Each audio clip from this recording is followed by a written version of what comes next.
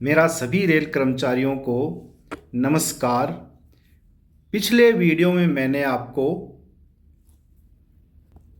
अर्ध औसत वेतन छुट्टी और परिवर्तित छुट्टी अर्थात कम्यूटेड लीव के बारे में जानकारी दी थी। मैंने इस वीडियो में मैं आपको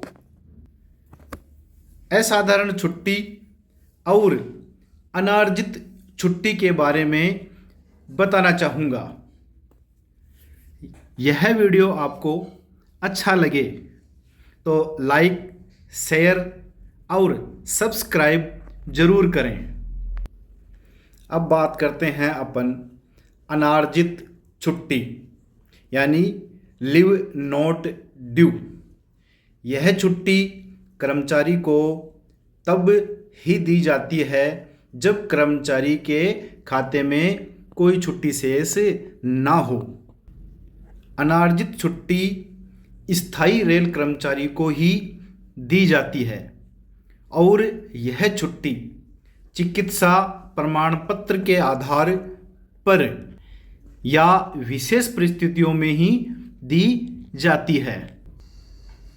यह छुट्टी कर्मचारी के भविष्य में बची सेवा में जितनी अर्ध औसत वेतन छुट्टी मिलेगी अर्थात HLAP मिलेगी उस पर निर्भर करती है और इस छुट्टी में वेतन भी अर्ध औसत वेतन छुट्टी के बराबर ही मिलता है।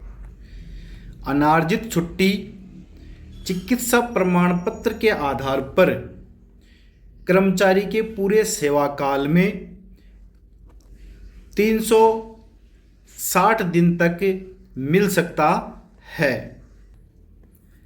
कर्मचारी बिना चिकित्सा प्रमाण पत्र के आधार पर भी यह छुट्टी ले सकता है, लेकिन एक बार में 90 दिन और पूरे सेवा काल में 180 दिन तक ले सकता है और चिकित्सा प्रमाण पत्र के आधार पर ज़्यादा से ज़्यादा वह 360 दिन तक यह छुट्टी ले सकता है। अगर मान लो कर्मचारी कोई सेवानिवृत्त होने वाला है और वो चाहे कि मुझे यह अनार्जित छुट्टी मिल जाए, तो सेवानिवृत्ति पूर्व यह छुट्टी उस कर्मचारी को नहीं मिल सकती।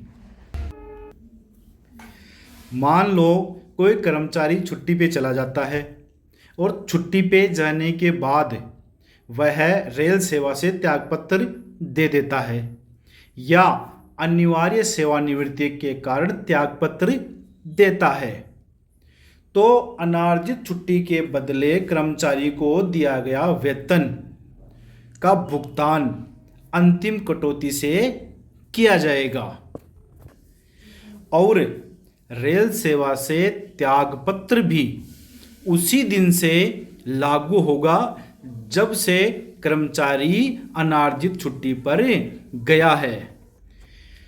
लेकिन अगर किसी कर्मचारी को उसकी बीमारी के कारण या उसके खराब स्वास्थ्य के कारण अनिवार्य सेवानिवृत्ति दी जाती है, तो उस स्थिति में कर्मचारी को अनार्जित छुट्टी के बदले जो वेतन दिया गया है उसका वेतन वसूला नहीं जाएगा। अनार्जित छुट्टी उस रेल कर्मचारी को भी मिलती है जो अस्थायी हो, लेकिन अस्थायी रेल कर्मचारी को कम से कम 1 साल की सर्विस होनी चाहिए, उसे चिकित्सा प्रमाण पत्र प्रस्तुत करना चाहिए, छुट्टी पर जाने के बाद उसका उस पद पर आने की संभावना हो और उस कर्मचारी को अर्ध औसत वेतन छुट्टी मिलती हो, तो उसे अनार्जित छुट्टी दी जा सकती है। अब आती है असाधारण छुट्टी, जिसे अपन LWP भी कह सकते हैं, जिसे लीव विदाउट पे कहेंगे, या इसे EOL एक्स्ट्रा ऑर्डिनरी लीव भी कह सकते हैं। रेल कर्मचारी को दोनों स्थितियों में असाधारण छुट्टी मिल सकती है। उसके खाते में एक भी छुट्टी शेष ना हो, चाहे उसके खाते में छुट्टी शेष हो। लेकिन अगर किसी कर्मचारी के खाते में छुट्टी शेष है तो उस कर्मचारी को असाधारण छुट्टी के लिए आवेदन करना होगा।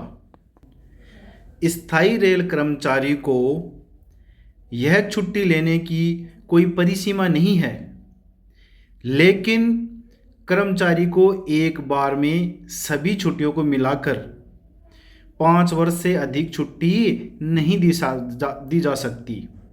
मतलब कि कर्मचारी को एक बार में 5 वर्ष से अधिक की छुट्टी नहीं मिल सकती।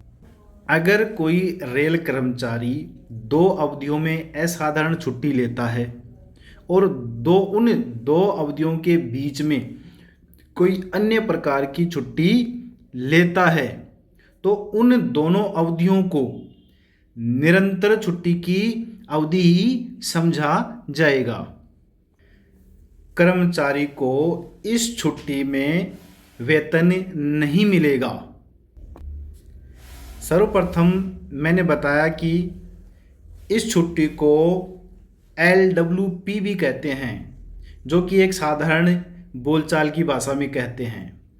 अगर कर्मचारी को छुट्टी के लिए यह छुट्टी आवेदन करना होगा तो उसे EOL के रूप में ही आवेदन करना होगा। HRMS पर भी इसको EOL के रूप में ही दर्शाया गया है।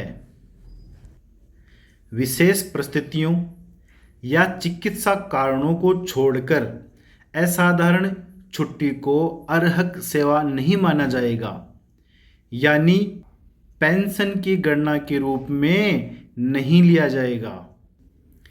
यह छुट्टी अर्हक सेवा यानी क्वालिफाई सर्विस नहीं होने के कारण इस छुट्टी में वेतन वृद्धि और बोनस भी देय नहीं होगा। किसी कर्मचारी की अनुपस्थिति को नियमित करने के लिए भी यह छुट्टी दी जा सकती है। अस्थायी कर्मचारियों के मामले में अगर अस्थायी कर्मचारी की 1 वर्ष की सेवा पूरी हो गई है और किसी कारण से कर्मचारी को कोई बीमारी यानी टीबी हो गया, कुष्ठ रोग हो जाए और कैंसर जैसी बीमारियों से अगर वह ग्रसित हो जाए तो उस परिस्थिति में कर्मचारी को बिना चिकित्सा प्रमाण पत्र के आधार पर 3 माह तक और चिकित्सा प्रमाण पत्र के आधार पर उसे 6 माह तक छुट्टी दी जा सकती है। अगले वीडियो में आपको अध्ययन छुट्टी, मातृत्व छुट्टी और पितृत्व छुट्टी के बारे में बताने की कोशिश करेंगे। तब तक के लिए धन्यवाद।